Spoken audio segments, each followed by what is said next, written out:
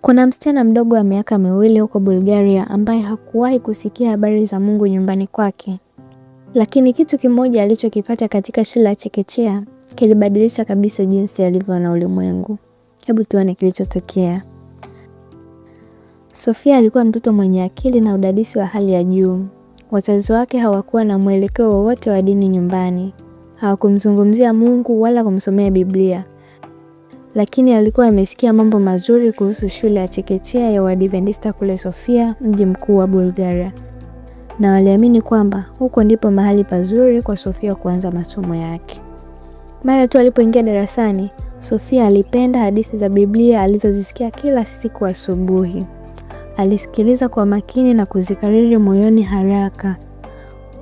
Kufikia umri wa miaka 3, tayari alikuwa na uwezo wa kuunganisha hadithi moja na nyingine kama mtu mzima. Siku moja mwalimu alisimulia hadithi ya Samsoni, jinsi Wafilisti wabaya walivyomkamata na kumtia gerezani. Sofia akashangaza darasa zima aliposema, Wafilisti ndio wale waliomtokea Goliati. Na alikuwa sahihi kabisa. Wafilisti walimkamata Samsoni, ndio kabila lililozalisha baadaye jitu Goliati aliyepigana na Daudi. Mwalimu alishangaa jinsi mtoto mdogo namna hiyo alivyoweza kuona uhusiano huo. Siku nyingine, mama yake Sofia alimtumia mwalimu picha ya binti yake akiwa ameshika kitabu cha masomo ya Sabato School kwa watoto.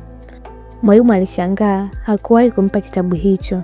Ikaja kubainika kwamba mgeni fulani alimpa Sofia kitabu hicho kwenye kituo cha ununuzi. Kitabu hicho Sofia alikipenda, lakini kile alichokipenda zaidi kilikuwa Biblia ya watoto yenye picha za rangi aliyopewa shuleni. Alikuwa akiibeba nyumbani na kuiangalia kila siku, akikumbuka hadithi alizozisikia darasani. Siku moja, mwalimu alimwona Sofia akitembea shuleni akiwa amebeba Biblia nyingine. Ilikuwa ndogo, nyekundu na yenye maandishi madogo bila picha nzuri kama ile aliyokuwa amezoea kuibeba na aliyoipenda. Aliibeba mchana kutwa. Mwalimu alipomuuliza kwa nini anaibeba, Sofia akajibu, "Ni kitabu ninachokipenda zaidi. Nasikitika kwamba sina hicho nyumbani. Sasa nitakwenda kwa bibi na itanibidi niage kitabu hiki." Mwalimu alishangaa.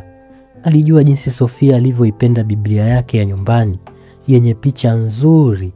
Lakini siku hiyo Biblia ndogo nyekundu ndio iliyokuwa kipenzi chake na hakutaka kabisa kuachana nayo.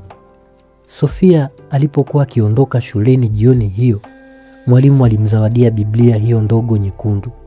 Sofia alifurahi mno. Aliipeleka nyumbani na wikendi hiyo akaipeleka nyumbani kwa bibi yake. Mwalimu aitwaye Maria alisema anatazamia kwa hamu kuona jinsi Sofia atakavyoendelea kukua. Ni mtoto mwenye uhusiano wa dhati sana na Mungu. Siku hiyo hiyo Sofia aliomba wakati wa ibada ya asubuhi kwa ajili ya mji wao na hata kwa ajili ya mimea shuleni pia. Zaidi ya nusu ya watoto wanaosoma katika shule hii hawatokani na familia za Kiadventista kabisa. Baadhi hawaamini kabisa kuwepo kwa Mungu. Lakini kupitia mtoto kama Sofia, mbegu ya imani inapandwa katika nyumba ambazo hazikuwa na dini kabisa. Sadaka ya Sabato ya 13 robo hii itasaidia Colorful Hope kuhama kutoka nyumba walioikodisha kwenda nyumba yao wenyewe huko Sofia. Wiki hii sadaka yako inaweza kuwa mwanzo wa hadithi nyingine kama ya Sofia. Asante kwa kuwa sehemu ya safari hii ya utume kutoka mji wa Sofia.